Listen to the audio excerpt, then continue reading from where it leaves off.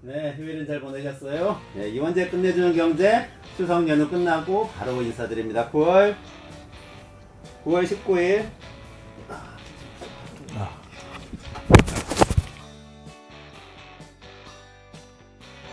이런 사고도 나네요. 마이크를 안 차고 방송을 진행하는데 들리셨어요? 네.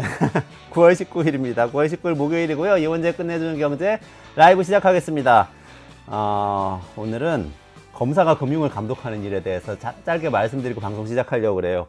미국 중앙은행이 B컷을 했죠. 0.5%포인트 기준금리 낮췄습니다. 간밤에 일어난 일이고요. FOMC에서 이 연방공개시장조작위원회죠. 거기서 B컷 하면서 동시에 앞으로 0.5%포인트 더 내리겠다. 이렇게 암시를 했거든요. 그럼 1%포인트 내리는 거예요. 미국 기준금리 최고가 5.5%였으니까 4.5%로 확 내리는 겁니다. 많이 내리는 거예요. 자, 이게 무슨 의미인지는 제가 여러 번 말씀드렸죠. 미국 경제는 이제 긴축의 시대를 끝내고 확장의 시대로 가는 겁니다. 왜냐? 경기가 안 좋으니까 그런 겁니다. 경기가 안 좋아지고 있으니까 돈을 푸는 거죠. 자, 문제는 우리나라 아니겠어요? 우리나라는 지금 내수가 너무나 어렵기 때문에 금리를 인하해야 된다는 얘기가 계속 나오고 있던 상황이었습니다. 그런데 문제는 한국은행이 지금 고민이 깊은 것이 금리를 내리자니 부동산 값이 너무 올랐습니다. 근데 금리를 안 내리자니 자영업자들이 너무 힘들어요. 내수가 부진하고 그리고 자영업자들 빚도 많고 그런데 이자 부담도 굉장히 크고요. 그러다 보니까 이러지도 저러지도 못하고 있는 상황인데 왜 이렇게 됐냐? 이게 사실 정부 정책 때문에 그런 건데요. 이번 정부에서 계속해서 가계대출을 권장했었죠. 초기부터. 그리고 주택 관련 세금을 낮춰줬죠. 그러면서 집을 사라고 대출을 가져가서 집을 사라고 계속 얘기를 하면서 결국 수도권 부동산 값이 오르는 데까지 왔는데 그런 상황에서 지금 상황이다 온 거예요. 너무 부동산 값이 오르는 것 같은데 금리는 내려야 되는 상황이 됐단 말이죠. 근데 내리려니까 부동산 값이 너무 높은 것 같아요. 그때부터 우리나라 금융감독을 총괄하고 있는 사람이 누구죠? 이복현 금융감독원장인데요. 검사 출신이세요. 이분이 혼란스러운 메시지를 내기 시작합니다. 자, 제가 말씀드려 볼게요.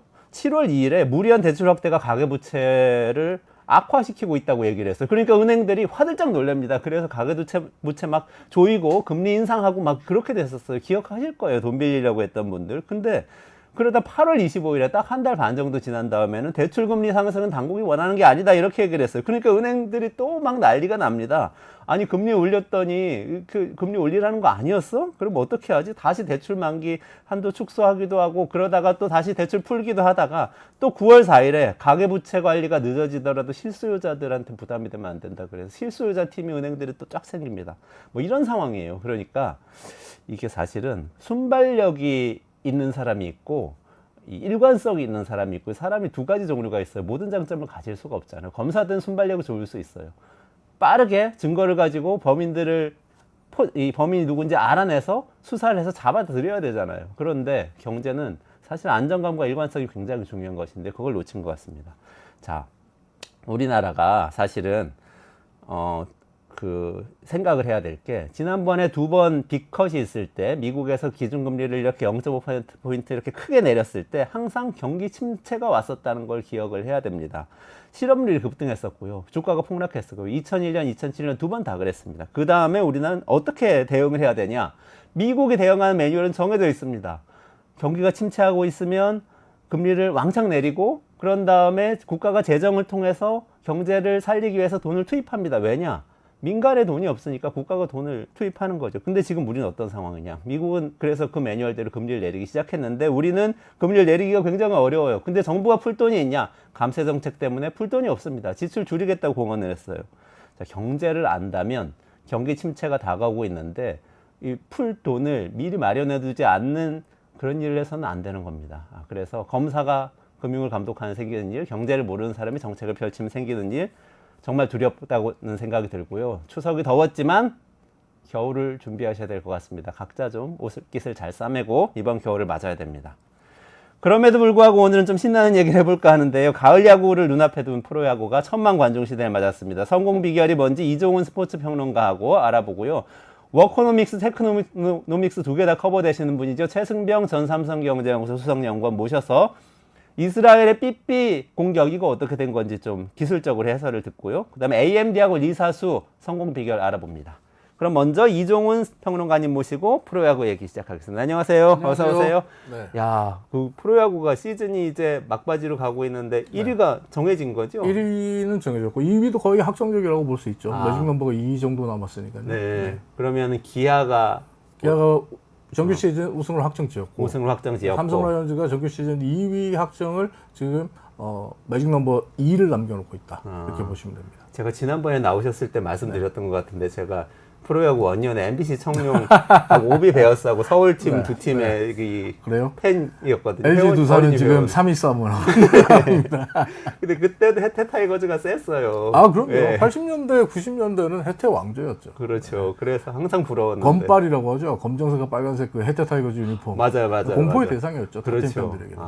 그 기아가 이번에 우승하면은 그 페넌트 리그 그 정규 시즌에서는 몇 번째 우승이죠? 정규 시즌 지금 그 7년 만에 우승이고요. 7년 만에 우승이고. 지금 기아는 V12, V12를 지금 노리고 있는데 한국 시즌 우승을 해야 되니까. 기아 타이거즈 같은 경우 과거 혜태 타이거즈 시즌도 그랬지만 정규 시즌 우승보다는 한국 시리즈에서 가겠죠. 그런 점을 생각해 줄 수 있고 7번째, 7년 만에 7번째 정규 시즌 우승이다. 이렇게 보시면 됩니다. 이번에는 또 김도영 선수 이야기를 많이 하던데요. 이게 기아 타이거즈가 올 시즌에 지금 우승을 할 수 있었던, 정규 시즌 우승을 할 수 있었던 결정적인 요인이 저는 김도영과 최용우로 대표되는 신구 타격의 조화라고 볼 수 있다고 보는데, 기아 타이거즈가 이번에 우승을 하는데 가장 결정적인 건 타격이었거든요. 팀 타율이 무려 3할입니다. 야구에서 3할 타자는 굉장히 잘 치는 타자 인정하잖아요. 근데 이게 팀 타율이에요. 팀 타율이 3할이 나오니까 이건 기아 타이거즈의 공격력이 얼마나 무시무시한지를 알 수 있는데, 이 부분의 핵심이 이제 김도영 선수로 대표되는 이 신예들, 그리고 최용호 선수로 대표되는 노장들, 그 사이사이에 김선빈 선수라든지 아니면 나성범 선수, 그리고 외국인 타자인 소크라테스, 이런 선수들이 촘촘하게 배치되면서 뭐 쉬어갈 타자가 없는 그런 공포의 타선을 완성을 했었죠. 팀 타율이 3할 정도가 나오려면 사실은 아주 잘 치는 선수가 있는 것도 중요하지만 못 치는 선수가 그렇죠. 없어야 모두가 된다는 쉬어갈 곳 없는 타선을 구축해야 된다라고 볼 수 있고, 게다가 이제 기아 타이거즈 같은 경우 올 시즌에 이봉호 감독이 첫 시즌인데, 감독 부임 이후 첫 시즌인데, 감독 부임한 첫 해에 정규 시즌 우승을 차지한 역대 세 번째 감독이 됐어요. 첫 번째 감독이 2005년에 선동열 감독, 삼성 라이온즈 선동열 감독, 두 번째가 2011년에 삼성 라이온즈 유중일 감독, 그리고 이번에 이범호 감독이 세 번째 감독 부임 첫 해에 정규 시즌 우승을 차지한 감독이 됐는데, 이범호 감독의 이 리더십도 상당히 돋보였다라고 볼 수 있어요. 특히나 이제 기아 타이거즈가 올 시즌 선발진의 부상이 내내 이어졌거든요. 그러니까 계속 선발 투수들, 외국인 투수부터 해서 크로우 선수 부상당하고, 이의리 선수 부상당하고, 가리지 않고 선발진이 무너지다 보니까, 심지어는 이런 얘기 했거든요. 선발진에서, 선발 투수 보통 5명이 로테이션을 돌잖아요.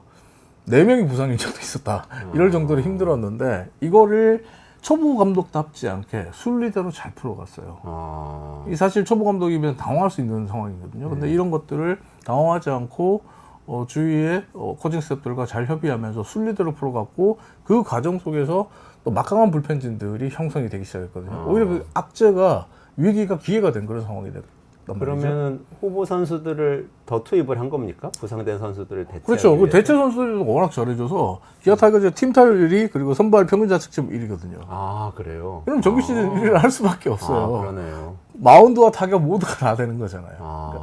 그리고 또 기아 타이거즈가 이번에 정규 시즌 우승을 차지하는데 또 하나의 숨은 결정적인 이유는, 기아 타이거즈가 올 시즌 별명이 2위 킬러였거든요.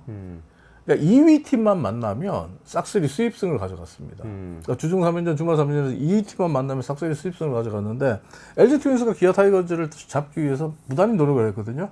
그러다가 LG와 기아의 3연전에서 기아가 3연전 모두 다 가져가 버려요.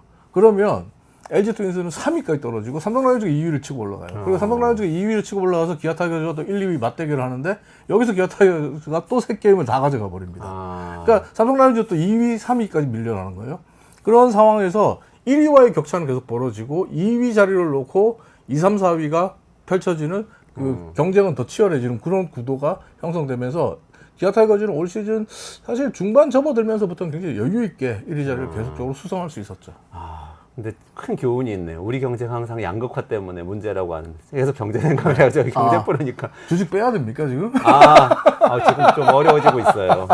고민하셔야 됩니다. 아니 근데 양극화 안 되고 그렇게 모든 선수가 골고루 성적을 내면 팀이 우승한다. 이런 교훈을 그렇죠. 얻을 수가 있어요. 역시 팀은 밸런스예요. 전력의 그러네요. 밸런스. 그리고 뭐 앞서 그 오프닝 하시면서 말씀하셨지만은 우리 지금 세수가 뻥커 나가지고 뭐 감세 정책 때문에 세수 뻥커 나서 지금 위기 상황에 쓸 돈이 없다 그랬잖아요. 기아 타이거즈 같은 경우는 팜 시스템을 통해서 또 다른 1.5군이라고 할 수 있죠. 이런 선수들이 새로운 선수들이 위기 때마다 투입돼서 제 역할을 해줬거든요. 그러니까 위기 때 쓸 수 있는 선수들이 카드가 있었다. 이게 굉장히 중요하죠. 그것도 중요한 이 우리 경제에 주는 시사점이네. 위기 때 쓸 수 있는 카드가 있어야 되는데 금리도 내리기 어렵고 그리고 초보 감독이 일관된 메시지를 계속 일관된 메시지. 왔다 갔다 혼란스러운 메시지를 주면 안 된다. 중요합니다. 그렇죠. 먹여 살려야 되는 선수들이 있고 먹여 살려야 되는 국민들이 있는데 그렇죠. 일관되게 안정감 있게 가야 되는 거죠. 김도영 선수는요. 저희 또 아침 방송을 우리 또 훌륭하신 박지훈 변호사께서 진행 중이신데 그 저한테는 스포츠 박지훈 에이전트죠. 에이전트죠. 에이전트. 네. 아니 그 에이전트 소속이잖아요. 맞아요. 그렇죠? 박지훈 변호사가 실제로 에이전트, 프로야구 에이전트계에서 알짜예요. 지금 다승 1위 달린 토종 에이스인 삼성라이온즈 에이스, 원태인 선수도 박지훈 변호사 소속이거든요. 스카포라스 되겠어요. 한국의 스카포라스를 노릴 수 있겠어요. 김도영, 원태인, 투타의 지금 거물을 양손에 쥐고 있는 거물 변호사입니다, 이제는. 거물 에이전트가 되고 있죠, 이제. 김도영 선수는 뭐 저기 메이저리그 가거나 그럴 수도 있는 거 아니에요? 김도영 선수 같은 경우에 지금 보여주는 활약, 올 시즌에 보여주는 활약을 보면 이 김도영 선수의 별명이 과거에는 이제 제2의 이종범이었거든요. 근데 이제는 그냥 천재 타자예요. 천재 타자. 제2의 이종범 수식어 떼고 그냥 천재 타자예요. 그냥 천재 타자. 이종범을 넘어설 수도 있다. 그리고 뭐 KBO 리그 그러니까 최초로 최단기 30 홈런 30도루를 달성을 했고 또 이번에 KBO 리그 국내 선수 최초의 40에 지금 도전을 하고 있거든요. 40 홈런 40도루 한 단일 시즌 도전하고 있고 올 시즌 MVP는 김도영이 거의 뭐 확보를 했다라고 평가를 받을 정도로 김도영 선수가 아주 눈에 띄는 활약을 해줬는데 김도영 선수 뭐 광주 팬들, 기아 타이거즈 팬들 같은 경우에 도영이 니 때문에 살아. 뭐 이런 얘기를 할 정도로. 돈이 살. 예. 니 때문에 살아야. 이렇게 얘기하더라고요. 제가 강주 사투리를 잘 못해서 죄송합니다. 근데 어쨌든, 김도영 선수 같은 경우에는 지금 올 시즌 2024년 KBO 리그를 씹어먹은 타자가 누구냐라고 했을 때 단연 김도영이 첫 손에 꼽힌다. 이렇게 평가할 수 있습니다. 대단하네요. 40 뭐 얘기 나오는 거 보니까 보통 홈런 잘 치면은 힘이 좋지만 뭐 빠르진 않아가지고 그렇죠. 도루는 많이 못하고 그러니까 그럴 것 홈런을 많이 같은데. 치는 타자는 도루를 잘 못한다. 그리고 도루를 많이 하는 타자는 홈런을 잘 못 친다. 이게 이제 일반적인 야구계의 상식이었거든요. 근데 이 상식을 깨는 거죠. 근데 요즘 공부 잘하는 애가 뭐 돈 많은 집에도 살고 얼굴도 잘생기고 그러니까 운동도 잘한 이런 거. 저 미국에 있잖아요. 모든 걸 다 갖춘 오타니 쇼헤이. 오타니 쇼헤이. 키도 크고 얼굴도 잘생겼고 임성도 좋고 게다가 오타니 쇼헤이는 지금 미국 메이저리그 최초의 50에 도전하고 있거든요. 50에 도전하는데 오늘 도루 하나 추가했어요. 그래서 홈런 2개, 도루 1개를 남겨놓고 있습니다. 근데 50이라는 게 얼마나 대단한 기록이냐면 아까 김동현 선수 40 얘기했잖아요. 40도 정말 대단한 기록이고 메이저리그 같은 경우에 지금 50을 달성한 선수는 단 한 명도 없고 지금 여기에 오타니 쇼헤이가 도전하고 있고 40 같은 경우에 메이저리그 야구가 현대 야구가 이제 메이저리그에서 처음 자리를 잡았다라고 평가하는 게 1901년부터인데 1901년부터 메이저리그에서 한 타석이라도 들어선 선수들을 다 숫자를 세보면 23,300명이 좀 넘어요. 근데 메이저리그에서 40 기록을 세운 선수는 지금까지 오타니 쇼헤이 포함해서 6명밖에 없습니다. 이 23,300명 중에서 6명. 1901년부터 2024년까지 6명이에요. 그리고 새로운 기록에 오타니가 도전하는데 제가 이렇게 말씀드리면 김도영 선수의 이 40이 얼마나 대단한 기록인지 감이 오실 겁니다. 그렇죠. 메이저리그는 160경기 이상을 하지만 우리는 144경기를 하거든요. 이 작은 경기 속에서도 40을 눈앞에 두고 있는 김도영 선수 정말 대단합니다. 정말 대단하네요. 근데 또 부러운 게 프로야구에 또 사람이 엄청나게 많이 몰렸다는 게 또 부럽더라고요. 추석 연휴 때도 계속 매진이었다고. 그건 그러던데. 대박입니다. 저는 추석 연휴, 그러니까 어제 같은 경우는 너무 더워서 KBO에서 뭐 갑자기 경기 시간을 변경했어요. 2시에서 5시를 변경했어요. 근데 선수들이 이제 너무 갑작스럽게 경기 시간이 변경돼서 당황스럽긴 하지만 그래도 잘했다는 생각이 든다. 이 사실 2시에 뛰었다가는 죽을 것 같다. 이런 얘기를 했었어요. 제가 잠실야구장 앞에서 하는데 이 그저께 같은 경우에 1시 반쯤에 제가 야구장 근처를 가봤거든요. 그랬더니 정말 야구장을 찾는 분들이 많으세요. 근데 너무 걱정되더라고요. 너무 날씨가 덥고 햇볕이 따가워서 이 도로 위에 아스팔트 위에 반사되는 반사광도 눈을 따갑게 만드는데 야구장에서 저분들이 온열 사고를 당하지 않을까 이런 걱정이 굉장히 많이 들어요. 그래서 지금은 아무리 추석이라도 9월이라도 낮 2시 경기는 안 해야 될 것 같아요. 이제 정말 기후 변화로 인해서 정말 낮 2시 경기를 하는 거는 팬들을 위해서 또 선수를 위해서 정말 바람직하지 않다. 그리고 온열 질환 환자들도 뭐 경기장에 네, 나왔다고. 온열 질환 환자들이 계속 속출하고 있는 상황이에요. 그래서 팬 보호가 일단 우선적으로 좀 필요한 상황이라고 볼 수 있겠고, 그럼에도 불구하고 KBO 리그가 출범 43년 만에 이번 추석 연휴에 1000만 관중 시대를 열었습니다. 이번에 1000만 넘은 건가요? 네, 1000만 관중 시대는 대한민국 프로스포츠 역사상 최초예요.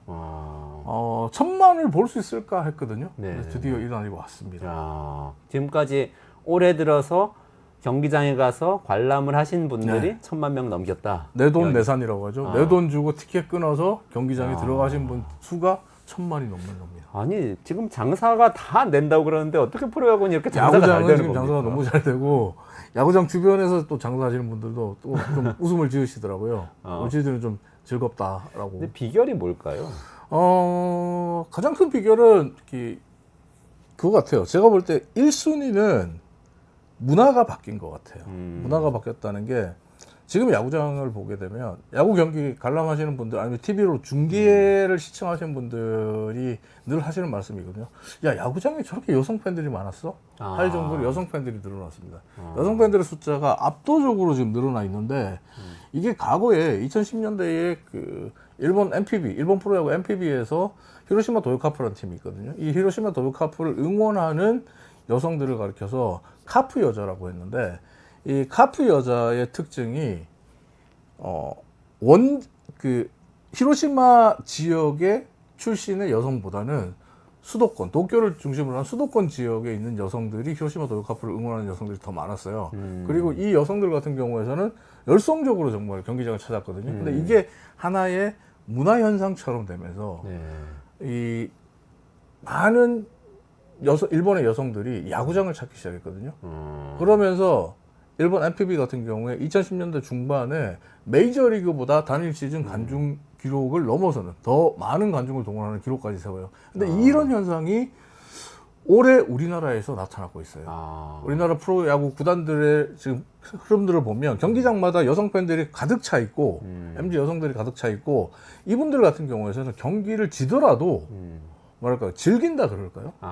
승패에 연연하기보다는 여기서 즐기고 본인들이 소리 지르고 춤추고 응원하면서 본인들의 스트레스를 푸는 거예요. 그리고 이러다 보니까 또 달라진 게 뭐냐면 과거에 아마 우리 유현재 소장님이나 저 같은 경우에서 야구장에 뭐 열성적인 야구 팬이었다고 하더라도 홈구장에서 경기가 하면 찾아가지만 야구장을 가지만 원정을 따라가는 경우는 좀 드물거든요. 그렇죠. 원정 따라가는 팬들은 극성 팬이라고 얘기했어요. 열성 팬들, 극성 팬이라고 그랬는데 지금은 정말 많은 분들이 원정 경기를 찾아갑니다.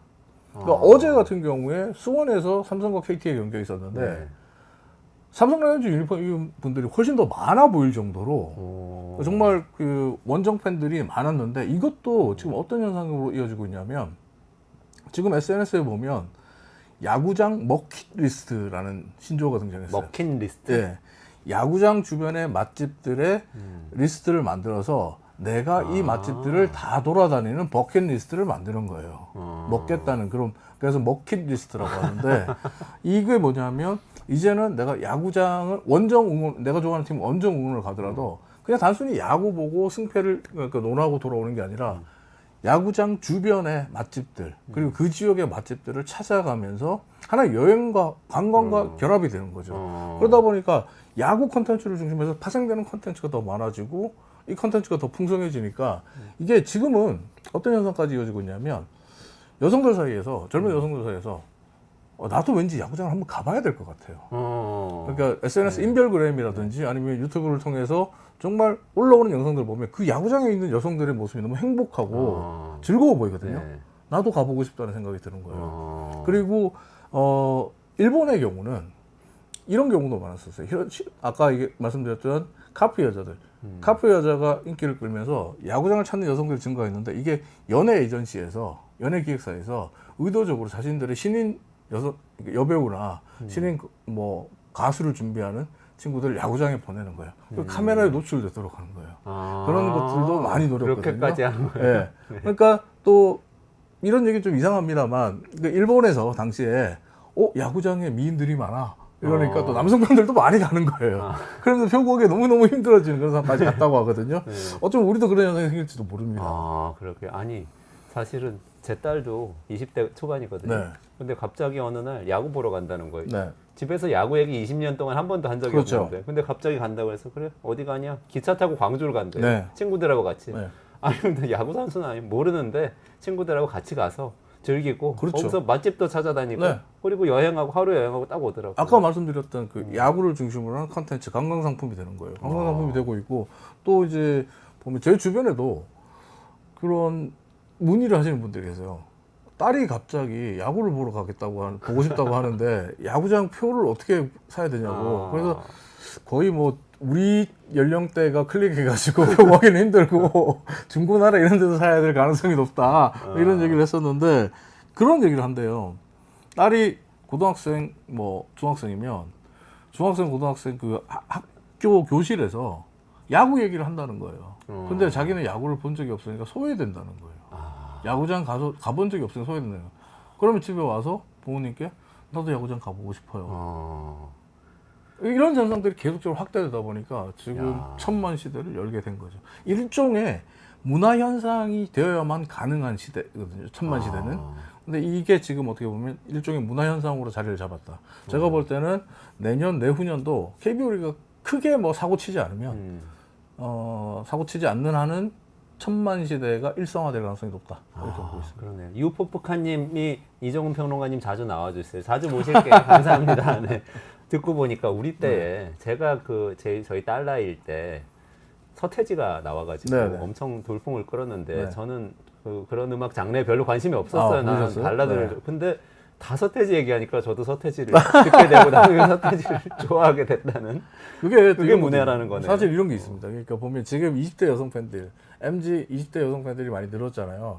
이 20대 여성 팬들 같은 경우에 또 이런 차이가 있더라고요. 보니까 저희 때는 야구장에 그 안표를 산다든지 아니면 리셀 그러니까 소위 그 중고 거래를 통해서 2배 혹은 3배의 가격을 주고 사는 거에 대한 거부감이 컸어요. 근데 지금 20대 여성들 같은 경우는 아이돌 공연을 워낙 많이 관람하셨다 보니까 이 경험이 있어요. 그러니까 아이돌 공연의 티켓에 강클로 확보한 경험, 그리고 이걸 못했을 때 그거를 웃돈을 주고 사는 경험, 이런 것들이 있다 보니까 오히려 지금 티켓 구하기가 어렵다, 대란이다 하는데 이분들은 또 상대적으로 저희 연령대에 비해서 너무 잘 구하세요. 잘 구하더라고요, 진짜. 잘 구하시고 심리적인 거부감이 없기 때문에 그런 그 중고 2차 거래에 대해서 심리적 거부감이 좀 덜 하시더라고요. 근데 이 부분을 지금 KBO가 좀 생각을 해야 됩니다. 무슨 말이냐면 2차 거래 시장을 메이저리그처럼 2차 거래 시장을 제도권 안에서 운영을 할 건지 아니면 지금처럼 안표 시스템을 그대로 유지할 건지. 올 시즌 지금 안표 상을 보면 우리나라의 뭐 문화, 예술, 체육 모든 영역의 안표에서 안표 거래가 가장 압도적으로 많은 게 프로야구 안표였거든요.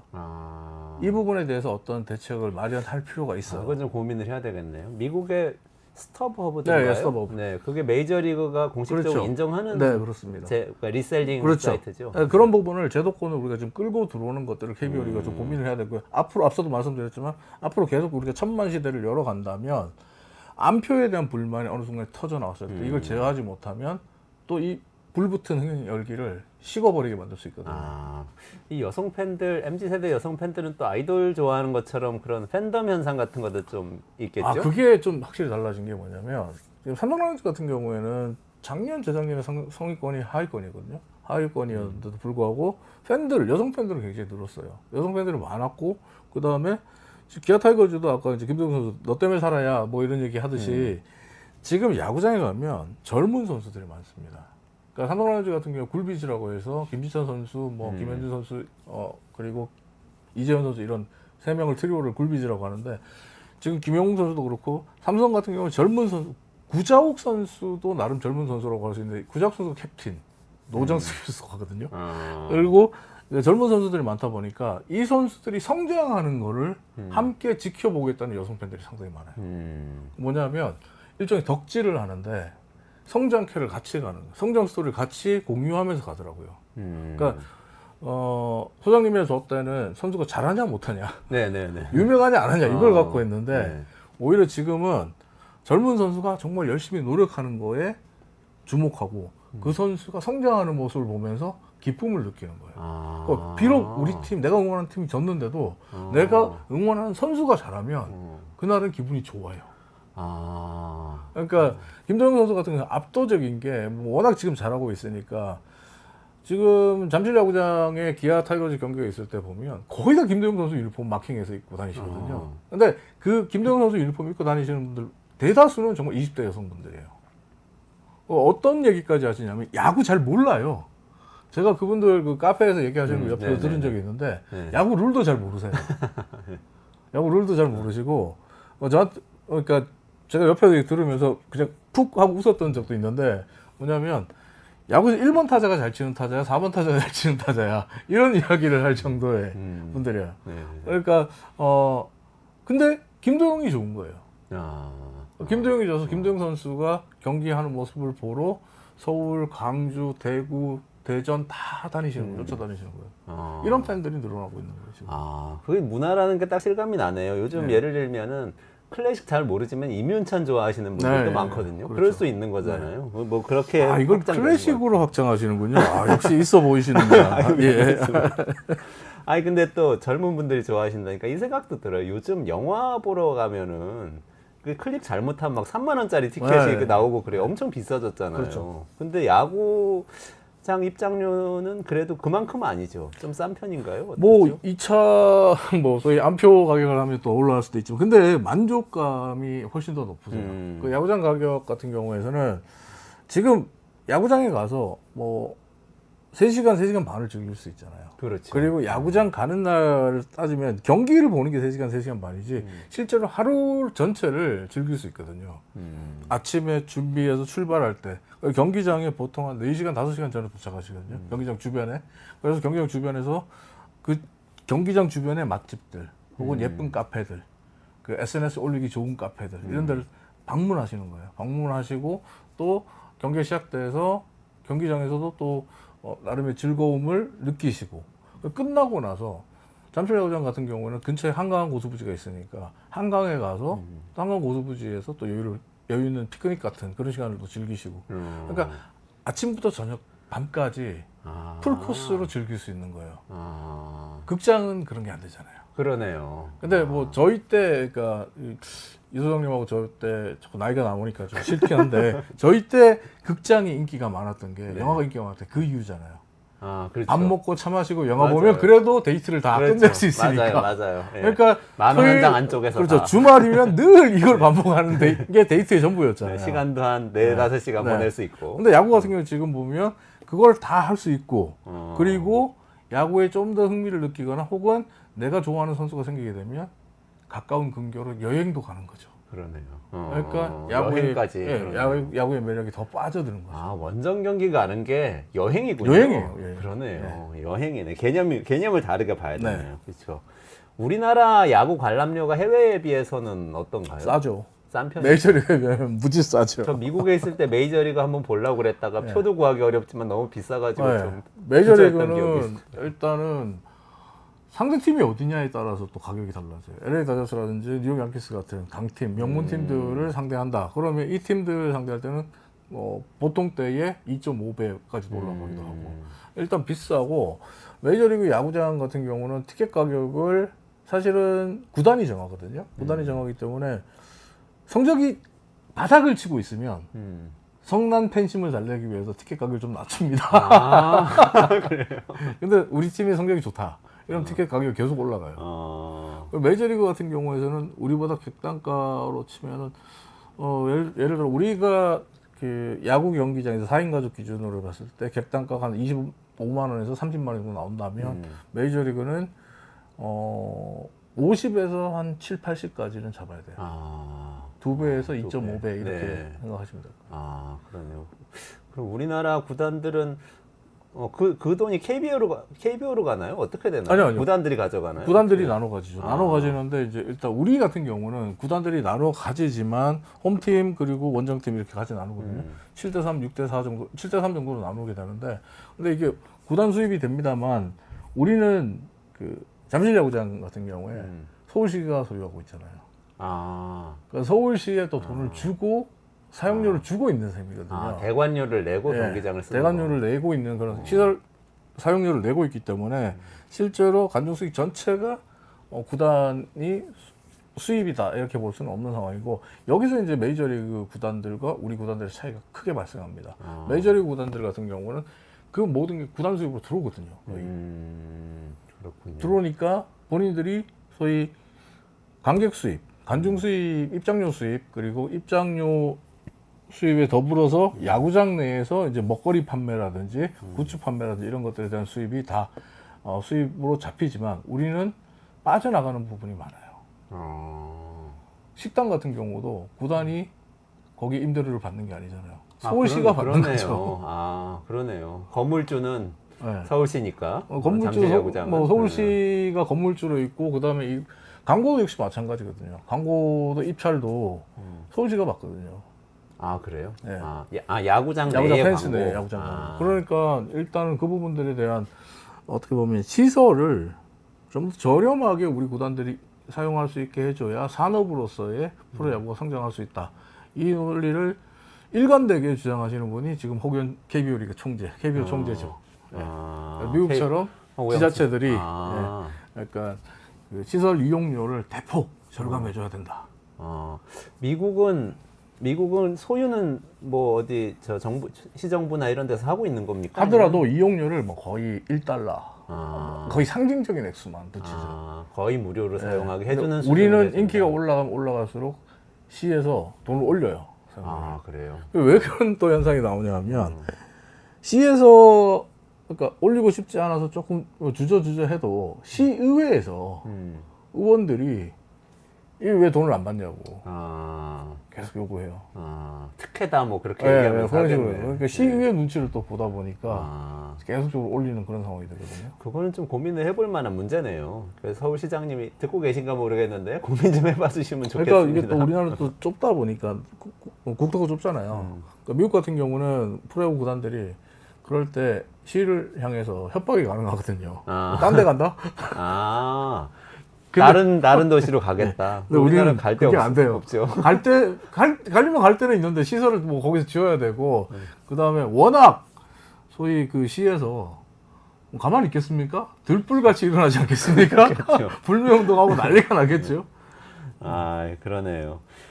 저는 지금 허구현 총재 말씀하셔서 지난번에 또 이종훈 평론가님께서 배드민턴 협회, 네. 축구 협회 문제점 많이 잘 지적해 주셔서 사실 변화도 많이 일어난 것 같아요. 그런 역할도 하셨는데 KBO는 잘하고 있습니까? 허구현 총재하고 어때요? 허구현 총재 부임한 이후에 저는 산업적인 접근은 아까도 말씀드렸지만 KBO 리그 총재 이전에 이미 계속 일관되게 말씀해 오신 것들이 있어서 그것들을 잘 구현해 나가고 있다고 생각해요. 그러니까 대표적인 게 이제 야구 팬들 입장에서 싫어하시는 거지만, 그러니까 그동안 우리가 네이버를 통해서 공짜로 야구 경기를 봐왔잖아요. 온라인 중계를 공짜로 봐왔는데 이걸 티빙이라는 곳으로 돈을 받고 넘겼잖아요. 4년에 1,000억. 네네네. 이게 KBO의 수입이고 구단들의 배분되는 수입이에요. 중계권료 수입이거든요. 이런 부분들은 산업적인 측면에서는 분명히 흥행을 했다라고 볼 수 있고. 지금 1,000억 원 받고. 네, KT빙한테 1,000억 원 받고 그렇죠. 중계권을 독점권을 준 겁니까? 그러니까 예전에는 네이버가 뭐 한 200~300억을 내면 네이버는 무료로 그걸 틀었잖아요. 네네네. 근데 이제 티빙은 사실 유료가 돼 있는 거죠. 어떻게 보면 가입을 해야만 유료 회원으로 가입을 해야만 그걸 볼 수 있으니까. 근데 이제 더 많은 중개권자 입찰에서 더 많은 중개권자를 쓴 쪽에다 준 거예요. 그리고 또 하나가 이제 뭐냐면 이렇게 접근했을 때 사실 올 초만 하더라도 이러면 프로야구 망한다 그랬거든요. 정반대 현상이죠. 역대급 흥행이에요. 그러네요.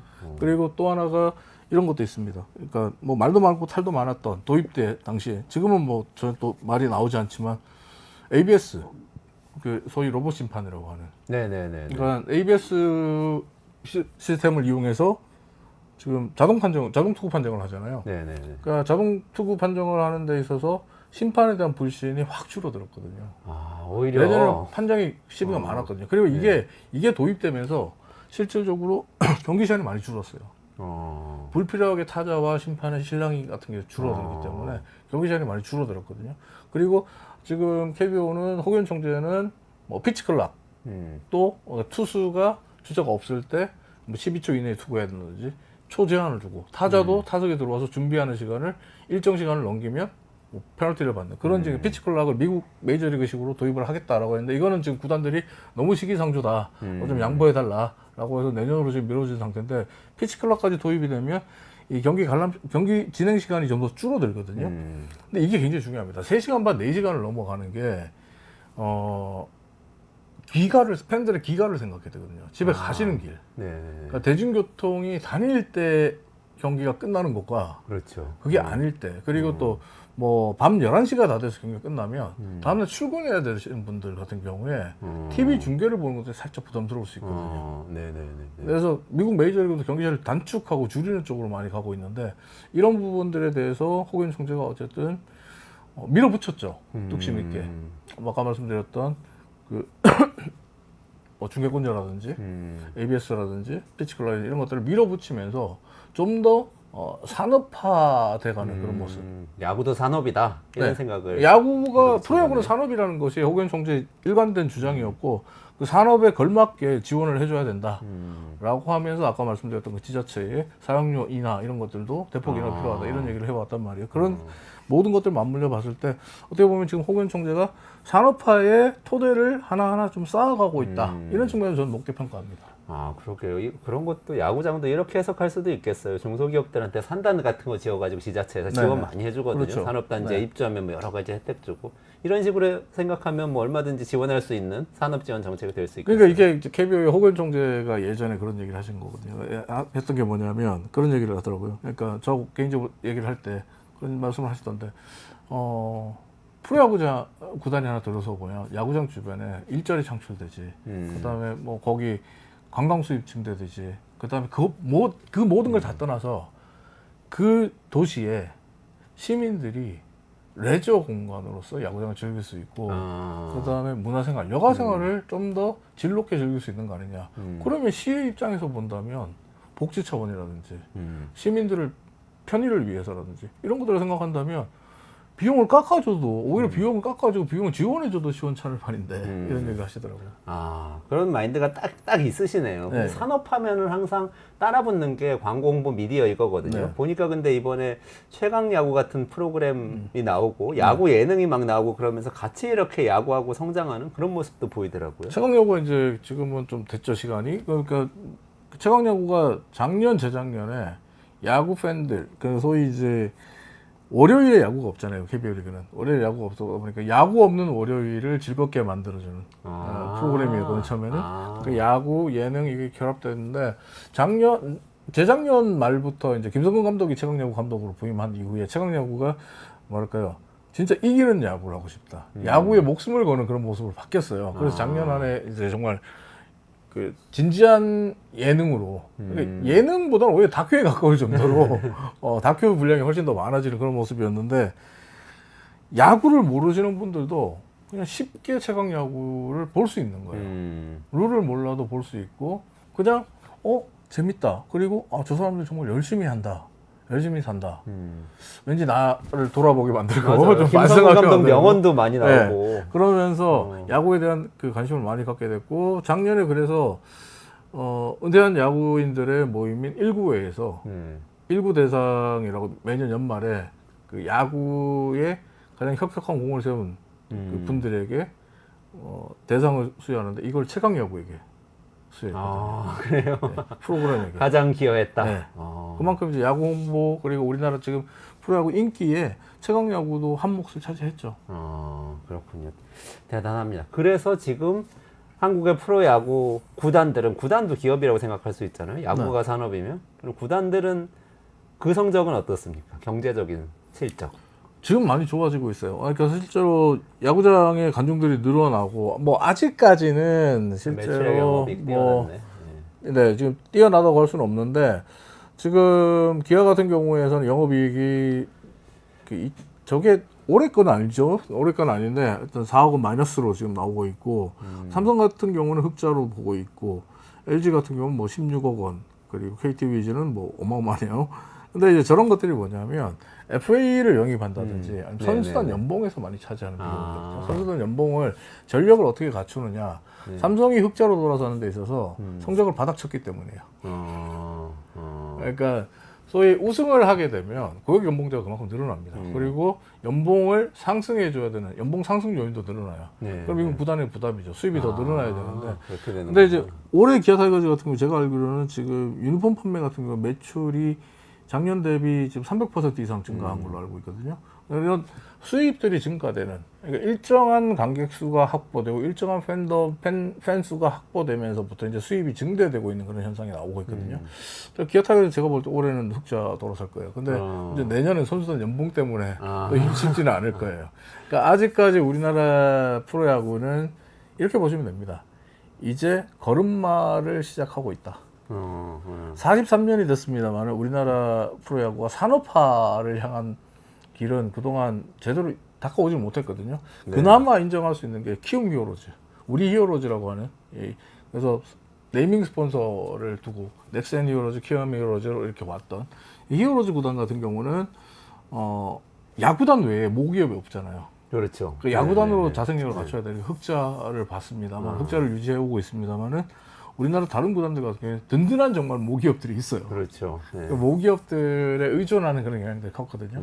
근데 이제는 어느 정도 일정 규모의 팬 수가 확보되고 그리고 관중 수가 확보됐고 산업화를 향한 그 길들이 닦여져 가고 있기 때문에 제가 볼 때 우리 구단들도 이제는 과거에 모기업에 의존하던 그런 재정 운용 방식에서 벗어나서 본인들이 흑자를 내고 어떻게 하면 더 많은 수익을 올릴 건가를 고민하는 진지한 기업인의 경영인의 자세가 필요하죠. 좋은 말씀입니다. 자, 마무리해야 되는데요. 마지막으로 오늘 9월 19일인데 선물 하나 주시죠. 우리 가을 야구는 누가 하는 겁니까? 가을 야구 일단 기아 타이거즈 하고요. 그리고 삼성 라이온즈 한다고 봐야 되고요. 하고요. 그다음에 LG 트윈스, 두산 베어스, KT가 지금 3위 자리 놓고 싸우고 있는데 3, 4, 5위 자리를 놓고 싸우고 있어요. 근데 지금 SSG가 5위 싸움 지금 놓고 참전할 의지를 보이고 있거든요. SSG가 지금 숫자를 많이 줄였는데 내일부터 주말에 LG와 두산의 3연전이 펼쳐집니다. 이 대결의 승부 결과에 따라서 그리고 또 이 대결의 승자가 3위 자리에 유리한 고지를 차지할 것 같습니다. SSG가 5위 자리로 들어올 가능성은 어떻게 보세요? 그럼 한 팀 밀어내야 되는데 솔직히 쉽지는 않습니다. 쉽진 않다. SSG의 전력이 지금 치고 올라가기 좀 힘들다라고 볼 수 있고 좀 아쉬운 거는 이제 롯데 자이언츠와 하나 이글스 마지막까지 불꽃을 태웠는데 이번에 또 가려고 좀 힘들어졌다 이렇게 볼 수 있겠죠. 알겠습니다. 평론가님 정말 감사합니다. 오늘 그 야구에 대해서 많은 얘기 나눴는데 정말 중요한 한 가지 얘기가 딱 마음에 남네요. 그 스타벅스 창업자 하워드 슐츠라고 있는데요. 스타벅스는 커피를 파는 곳이 아니라 문화를 파는 곳이다 그러면서 CD에다 음악을 담아가지고 팔고 막 스타벅스 BGM 이런 거 유행시키면서 성공시켰거든요. 야구도 문화가 되는 순간 경제가 되었다. 야구장 역시 문화를 파는 곳입니다. 그러네요. 문화 콘텐츠예요. 이제 더 이상 스포츠로 그 자리매김해서는 확정하지 못하는데 이제 우리 프로야구가 이제 문화를 판매하는 곳으로 바뀌었습니다. 그렇습니다. 네, 좋은 말씀 듣고 오늘 보내드려야 되는데요. 조금만 기다리시면 최승병 박사하고 같이 삐삐 폭탄 터트린 이스라엘 속내가 뭔지 그 기술 어떤 건지 알아보고요. AMD가 엔비디아 제치려고 지금 벼르고 있다는데 그게 어떤 내용인지 알아보도록 하겠습니다. 이정훈 평론가님 고맙습니다. 감사합니다. 네.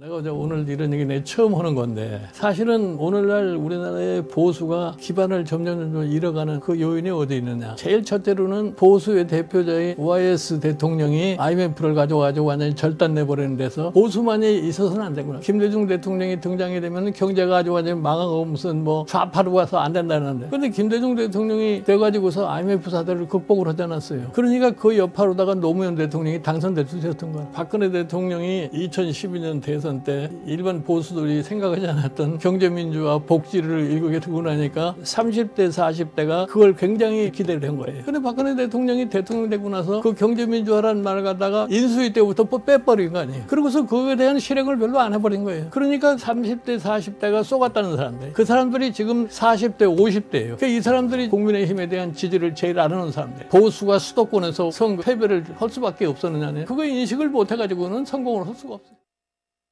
네, 이원재 끝내주는 경제 최승병 전 삼성경제연구소 수석연구원 최 박사님 모시겠습니다. 안녕하세요. 안녕하십니까? 네. 아유, 그 추석 연휴 동안에 어떻게 보면 우리 같은 사람이 보면 정말 끔찍한 일이 터졌어요. 그리고 정말 끔찍하죠. 궁금하기도 하고 어떻게 이런 일이 있을 수 있나. 삐삐가 네. 한꺼번에 폭발해서 헤즈볼라가 타격을 입었고 그게 이스라엘이 한 일이다. 이런 네, 보도가 네. 나왔어요. 네, 뭐 이스라엘이 했다고 아직 뭐 공식 시인은 안 했지만은 여러 가지 정황을 보거나 또 뭐 미국 쪽에서 나온 얘기를 보면은 뭐 이스라엘이 거의 확실하지 않을까 싶습니다. 뭐 간단하게 일단 설명을 드리면은 이게 사건이 두 번 있었습니다. 현지 시간 9월 17일, 그러니까 한국은 한 그저께 밤 정도 됐는데 그때 현지 한 오후 3시 반경에 예, 갑자기 레바논 전역에서 어마어마한 이 동시다발적인 폭발들이 일어났어요. 근데 뭐가 폭발했나 봤더니 말씀해 주신 것처럼 삐삐. 지금 사실 뭐 삐삐 하면은 그런 거 모르시는 분들도 많이 있을 텐데 뭐 저나 뭐 수장님 같은 세대들이나 좀 기억하는 그 옛날 삐삐 요게 갑자기 폭발을 했습니다. 그래서 이 삐삐는 문자는 보낼 수 있는데 그 전화를 받을 수는 없고. 그죠? 없고? 우리 그런 전화 거죠? 송신 기능은 없고 이제 문자만 삐빅 오는, 그러니까 문자 메시지만 받을 수 있는 그런 기기라고 보시면 됩니다. 이게 그래서 이 폭발로 인해서 사망자가 한 뭐 지금까지는 한 최소 12명, 그리고 부상자가 한 3,000명에서 4,000명이 발생했고요. 그 중에서도 중상자가 거의 한 뭐 위독한 사람들이 400명 이상이라고 합니다. 이게 소지자들이 어떤 사람인가 봤더니 역시 헤즈볼라 대원들이 주요였다고 합니다. 그러니까 헤즈볼라에서 이 삐삐를 갖다가 연락 수단으로 쓰고 있었던 것이죠. 근데 이게 정말 많은 사람을 놀라게 했던 거는 이게 단순히 사상자 숫자만 하면 요즘 뭐 이 중동 분쟁에서 약간 무감각해질 수 있는데 정말 끔찍한 일들이 많이 벌어졌다고 해요. 물론 뭐 일부 공개된 영상에서는 갑자기 뭐 이 시장에서 주머니에 있던 삐삐가 빵 터지면서 사람들이 그냥 나자빠지는 그런 영상을 아마 보셨을 거예요. 저기도 나오네요. 네. 근데 저거는 그나마 온건해 갖고 공개된 정도이지. 저건 가방에서 터진 거예요. 그래서 네. 많이 다치시진 않으셨을 수도 있는 것 같아요. 네, 저건 그나마 온건한 건데 일부 뭐 텔레그램이나 약간 은밀한 데서 놔두는 거 보면은 정말 끔찍한 것들이 있었습니다. 아무래도 삐삐가 울리면은 삐삐 하면서 이 신호음이 나거나 아니면 띡 하는 이 진동이 나면은 사람이 무슨 메시지가 왔지 하면서 우리도 스마트폰 보듯이 카톡 하면 이렇게 딱 보듯이 삐삐를 갖다 딱 봤는데 그 순간 뻥 터지는 겁니다. 그러면 이 파편이 얼굴에 쏟아지면서 얼굴이 피범벅이 되는 그런 일들이 굉장히 여러 가지 있었다고 해요. 근데 이 헤즈볼라 대원들이 평소에 이 우리 생활 공간 곳곳에 흩어져 있다 보니까 갑자기 뭐 옆에 있던 사람이 문자 메시지 보다가 막 좀 막 이런 말도 그럴지 모르겠는데 막 얼굴이 그런 식으로 크게 다치기도 하고 심지어는 손목이 날아가기도 하고 그러다 보니까 막 그 옆에 있던 어린애들이 그냥 깜짝 놀래갖고 그냥 충격으로 나자빠지기도 하고 졸도하기도 하고 이런 일들이 있었다고 합니다. 정말 충격적인 일이네요. 네, 이런 일들이 벌어진다는 게 정말 무시무시한 거고 그 다음에 이걸로 끝난 줄 알았는데 바로 어젯밤, 그러니까 현지 시각으로는 18일 또 오후에 한 번 더 사건이 있었습니다. 이번에는 이 삐삐가 아니라 우리 일상생활에 쓰는 무전기 있지 않습니까? 워키토키라고 하는 이 무전기들이 또 동시다발적으로 폭발했습니다. 이것들을 무전기를 소지하고 있는 헤즈볼라 대원들 중에는 당연히 이런 걸 뭐 역시 옆에 차고 있다거나 아니면 또 이런 게 유통되고 있는 뭐 무전기 상점들이 있거나 아니면은 이런 무전기들을 또 차나 오토바이 같은데 놨을 거 아닙니까? 그럼 그런 데서 폭발이 일어나면서 차가 전소되기도 하고 오토바이가 전소되기도 하고 아까 자료화면에서 보여주신 것처럼 그 상점에서 이 진열대에서 폭발이 일어나기도 하고 요거는 그나마 사상자가 좀 적긴 합니다만은 그래도 최소 지금 얘기 나오는 걸로는 20명 이상이 사망을 했고 이것도 450명 이상이 지금 부상을 당했다는 얘기가 제가 들어오기 전에 확인한 게 그 정도입니다. 또 심지어 더 놀라운 거는 이게 그 전날 삐삐 사고로 사망한 헤즈볼라 대원 장례식장에서 또 이게 갑자기 터져갖고 또 거기에 운집한 사람들이 깍 하면서 깜짝 놀라서 혼비백산에서 막 도망가는 그런 영상도 제가 봤습니다. 장례식장이니까 하긴 그 헤즈볼라에 관련된 사람의 장례식장이면 또 관련된 사람들이 더 많이 왔을 그렇죠. 수도 있고 그분들이 또 무전기나 이런 걸 갖고 있었을 있다가 수. 거기서 또 터지고 이 이틀에 걸쳐서 이런 사건들이 나니까 지금 레바논이 정말 난리도 아니라고 합니다. 그렇겠네요. 심지어 레바논 정부에서는 이거 모든 가정기기가 다 위험하다. 이거 다 지금 버려라 이런 말까지 나오고 있으니 우리 주변에 이 들고 있는 스마트기기나 이런 그러게요. 것들이 언제 터질지 모른다고 생각해 보세요. 이거 그 공포가 진짜 장난이 아닙니다. 그럼 사회가 제대로 운영이 안 되겠는데요? 헤즈볼라는 고사하고 뭐 국가 전체가 문제겠어요? 네, 레바논이 원래 최근에 뭐 여러 가지 몇 년 전에 그 폭발 사고 났지 않습니까? 항구에서 거대한 그 비료 더미들이 폭발하면서 베이루트 그 항구가 난리난 그런 사건들도 있었고 워낙 경제가 안 좋아서 지금 피폐한 상황인데 이런 상황에 이런 폭발 사고까지 동시다발적인 폭발 사고까지 나니까 정말 민심이 장난이 아닌 것 같습니다. 근데 이 삐삐가 이게 되게 작은 거잖아요. 네. 이거를 어떻게 폭발시킨 거죠? 이거를 원격을 네. 폭발시켰다는 거잖아요. 네네.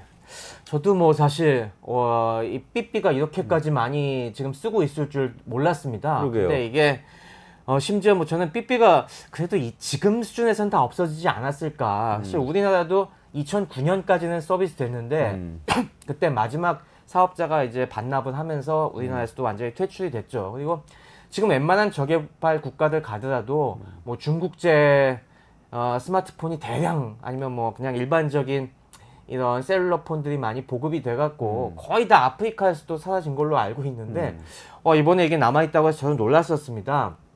근데 이게 이유가 있더라고요. 이 이스라엘이 또 해킹으로 굉장히 유명한 나라지 않습니까? 이스라엘이 이 일반적인 우리 핸드폰 같은 경우는 굉장히 해킹을 잘해요.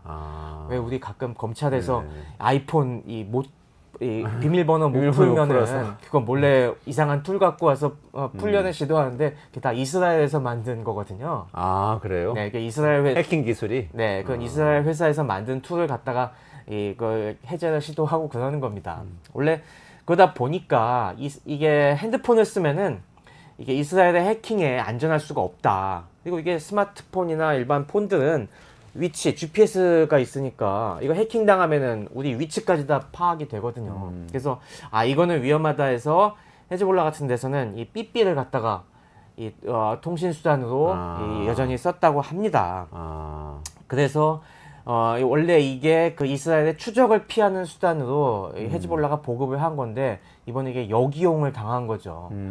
그리고 이 삐삐가 제가 그 실물 사진들이 나온 걸 보니까 당연히 뭐 옛날 저희 쓸 때처럼 조그만 건 아니더라고요. 약간 좀 화면이 커졌어요. 아무래도 이게 좀 보기 편하게 네네. 문자들 많이 볼 수 있게 약간 그래도 한 손바닥 반만한 정도는 되는데 그러니까 그 사이에 어떻게 기폭 장치를 갖다가 잘 심은 모양입니다. 그러면은 그 삐삐를 사용하고 있었던 사람들이 헤즈볼라 관련된 분들은 맞을 가능성은 높은 거네요. 그렇죠. 그런 장치를 해킹을 피해서 사용하고 있었다 그럼 일반인은 아닐 가능성이 높잖아요. 그렇죠. 일반인들 같은 경우는 대부분 핸드폰을 썼을 것이고 이 헤즈볼라 대원들에게 이 삐삐가 지급이 된 거죠. 근데 문제는 항상 이게 부수적인 피해가 있지 않습니까? 만약에 헤즈볼라 대원이 우리 가족이라면은 그리고 뭐 한 가장이라고 하면은 뭐 아빠 삐삐를 아이가 갖고 놀다가 삐삐 이렇게 갖고 아빠 이거 받으세요 했는데 뻥 터지는 수도 있겠고 그럴 수도 실제로 있겠네요. 그래갖고 어린애들도 한 2명 정도 죽었다고 그런 얘기가 나오고 있는데 그런 그렇군요. 부수적인 피해가 확실히 있었습니다.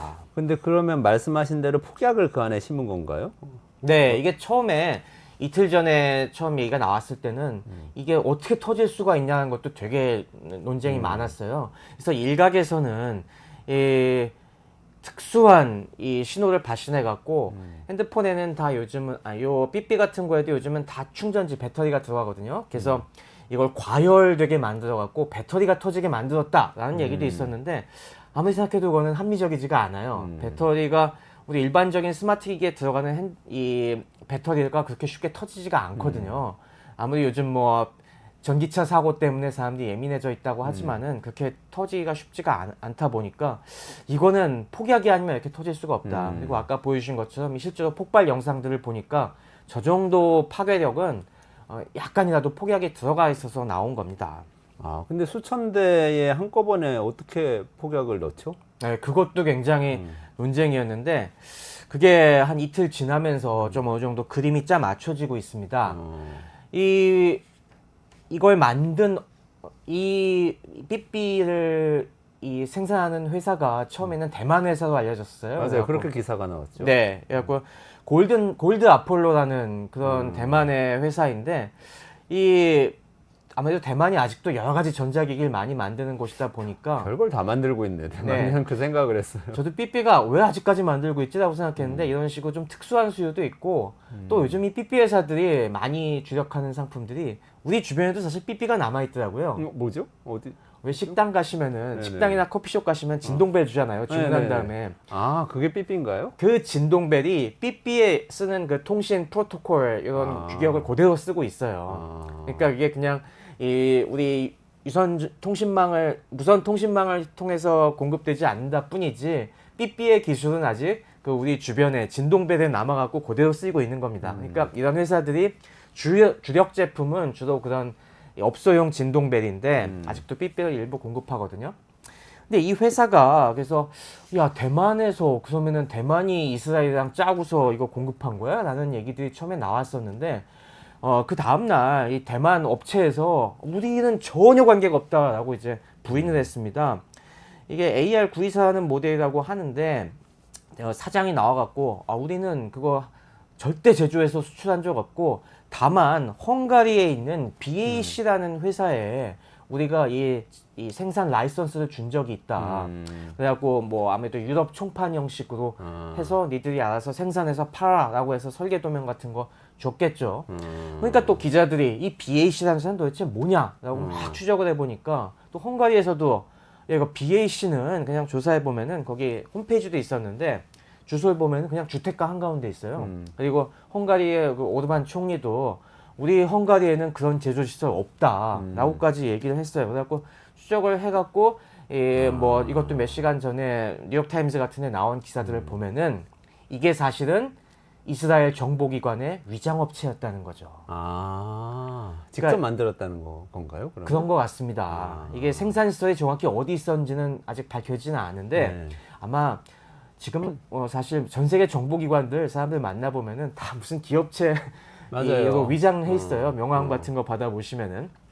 그래서 아마도 이것도 이스라엘이 헝가리에다가 위장업체 만들어 놓고 대만 쪽에 생산 라이센스를 받아갖고 어디선가 이런 걸 자기들끼리 생산하고 있다가 헤즈볼라가 주문하기만을 기다렸던 것 같습니다. 이게 헤즈볼라가 삐삐를 연락수단으로 쓰기 시작한 게 몇 년 됐거든요.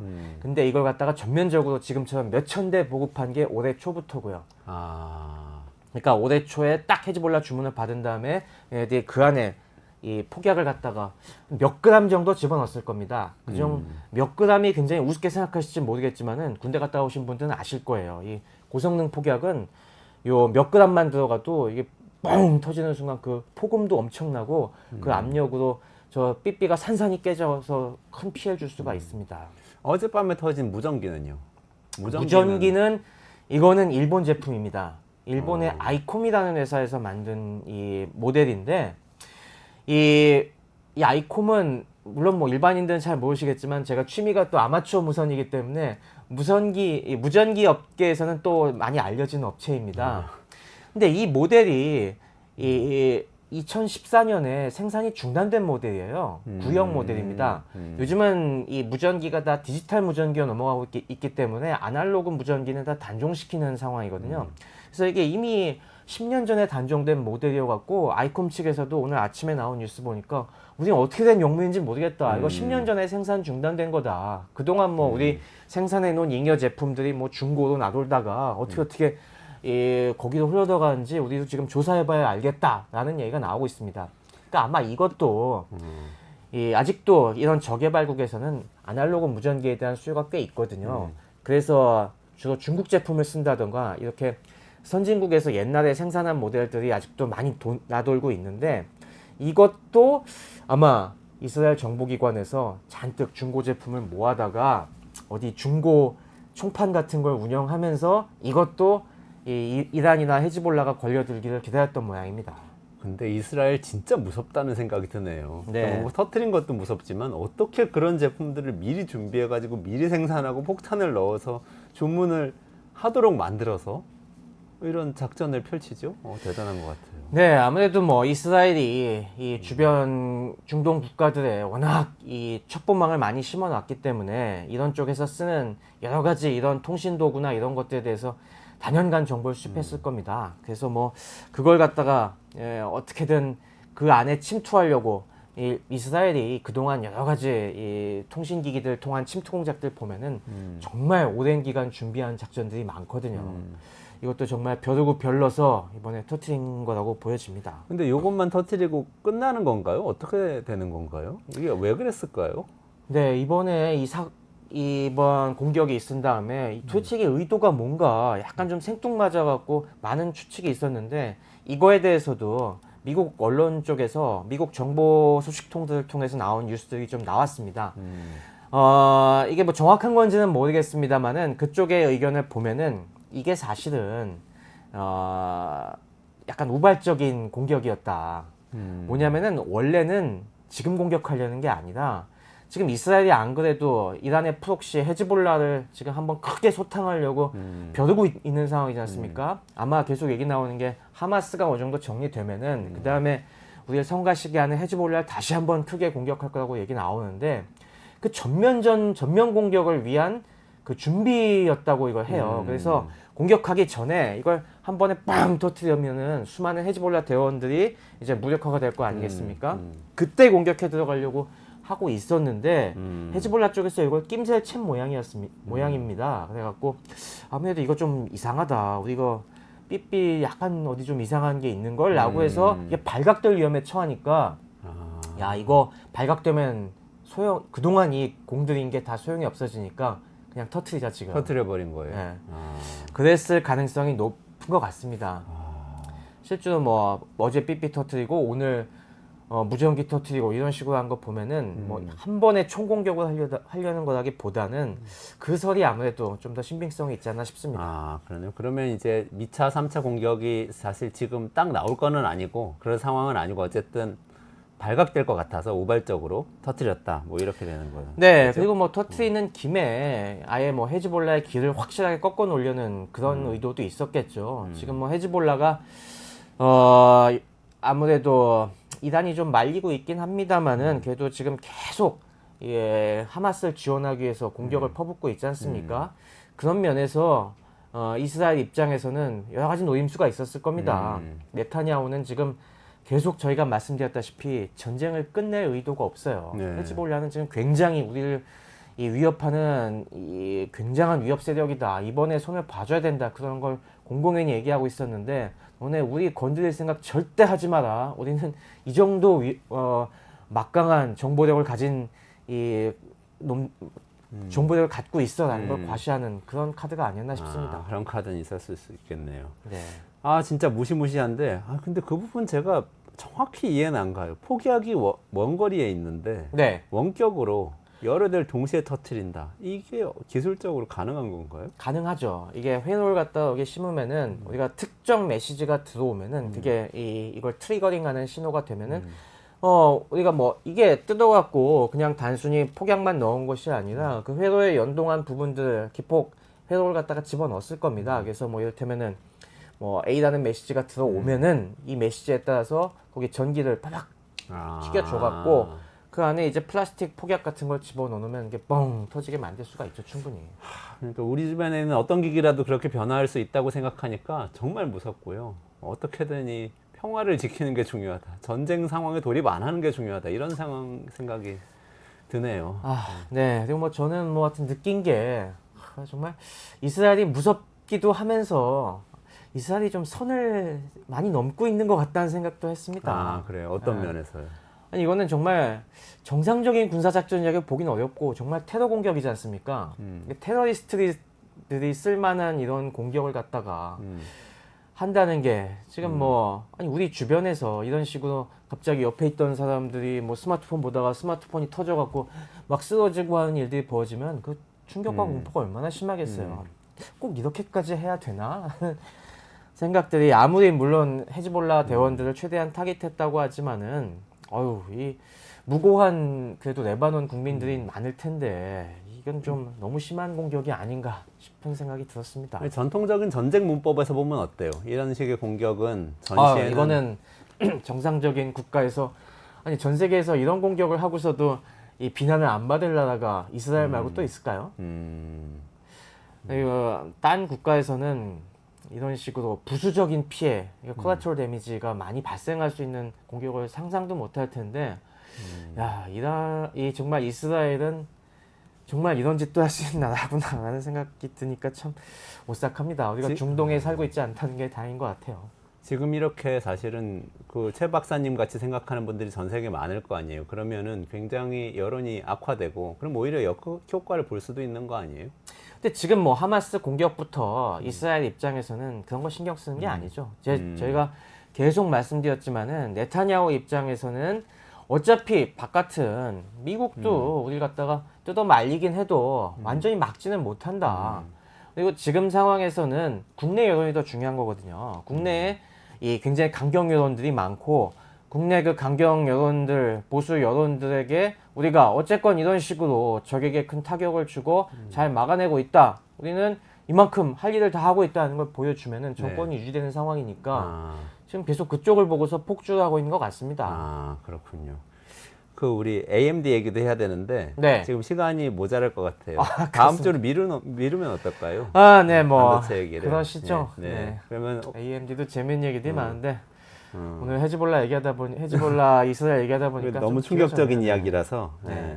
그러면 그 마지막으로 향후에 어떻게 될 걸로 보세요? 네타냐후의 이런 의도는 먹힐 거라고 보세요?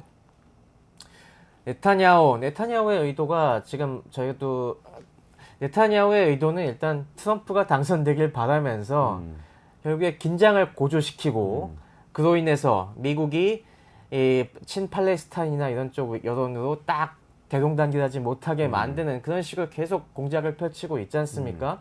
그런 면에서 적어도 이 미국 대선 때까지는 이 페이스를 놓지 않을 것 같아요. 미국 대선에서 만약에 해리스가 당선이 되면은 그때부터는 좀 움찔할 수도 있겠죠. 그때부터는 아무래도 4년간을 봐야 되니까 페이스 조절할지 모르겠지만은 지금은 이렇게 이 핑계 저 핑계 되면서 뭔가 잡히는 수는 다 쓸 것 같습니다.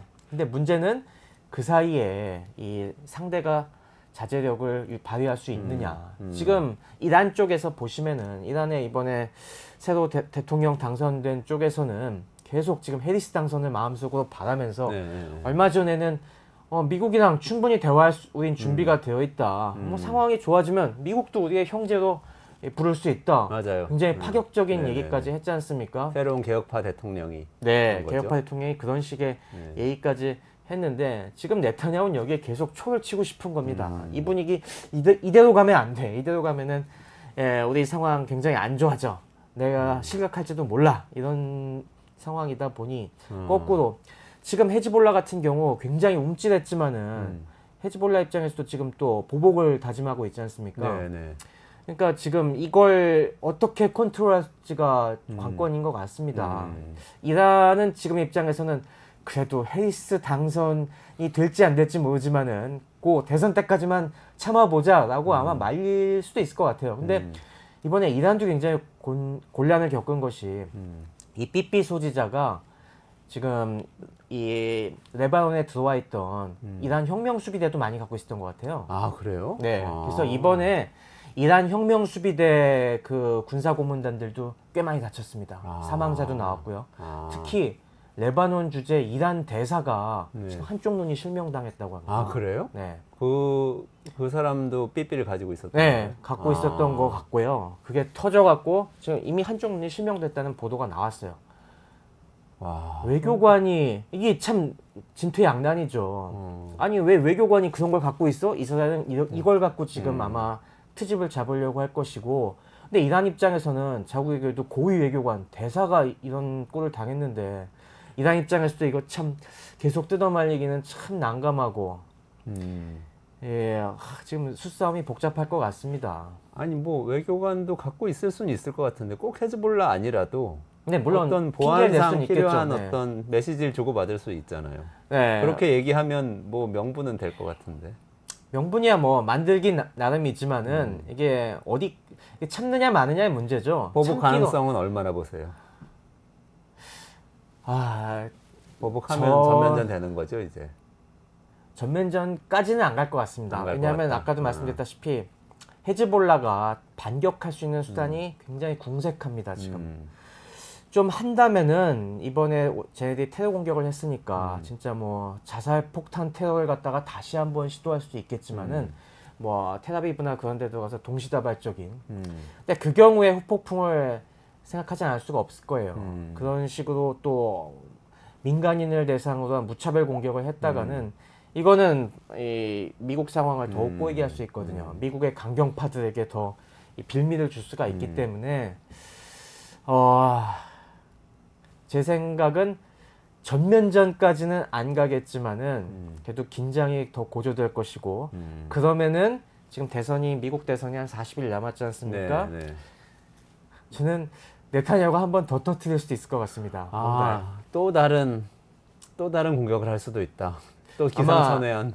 네, 이스라엘은 카드가 더 있을 거예요. 아. 그래갖고 아마 미 대선까지는 한 번 더 찔러볼 것이고 아, 그렇게 되면은 진짜 더 참을 수 있을까? 이스라엘이 어떤 카드가 더 있는지에 대한 얘기는 나오는 게 없나요? 그걸 알 수가 없죠. 그걸 지금. 알면 안 돼. 네, 쓸 수가 없겠죠. 그걸 우리까지 사실 알면. 이번 카드도 삐삐랑 무전기가 터진다는 건 상상할 수가 없잖아요. 그렇죠. 이게 상상할 수 지금 없는 일이죠. 소셜 미디어에서 보면은 킹스맨이 생각난다는 영화 킹스맨 보셨지 않습니까? 거기서도 네네네. 킹스맨의 이 모티브가 거기 막 그 이런 통신기기들을 폭발시켜서 많은 이 셀럽들을 죽이는 그런 게 영화 모티브가 거기 들어가 있는데 이것만 해도 놀라운 상황인데 진짜 이스라엘이 뭘 더 갖고 있을지 이걸 갖고 얼마나 더 긴장을 고조시킬지 정말 위험한 줄타기인데 참 기대된다고 할 수도 없고 참 사원판을 걷는 기분입니다. 그러네요. 이스라엘에 2차 공격이 있을 수도 있다. 정말 무서운 경고인데요. 그러지 않았으면 좋겠는데요. 어떻게 되나 좀 지켜봐야 될 것 같습니다. 하여튼 긴장이 계속 고조되고 거기서 서로의 자제력을 시험하는 이런 국면이 당분간은 이어질 것 같습니다. 대선 전에 한 번 더 터질 수 있다. 무서운 얘기입니다. 어쨌든 오늘 여기까지 좀 진행하도록 하겠습니다. 네. 최승병 박사하고 같이 이스라엘이 했던 이 삐삐 공격 그리고 2차 공격이 있을 수도 있다. 이런 좀 무서운 두려운 분석을 들었습니다. 이원재 끝내주는 경제는 매일 오전 11시에 라이브로 진행하고요. 내일도 어김없이 오전 11시에 찾아뵐 테니까요. 꼭 오셔서 같이 이야기 나눠주시기 바랍니다. 저는 최승병 박사하고 같이 여기서 인사드리고 물러가도록 하겠습니다. 고맙습니다. 감사합니다.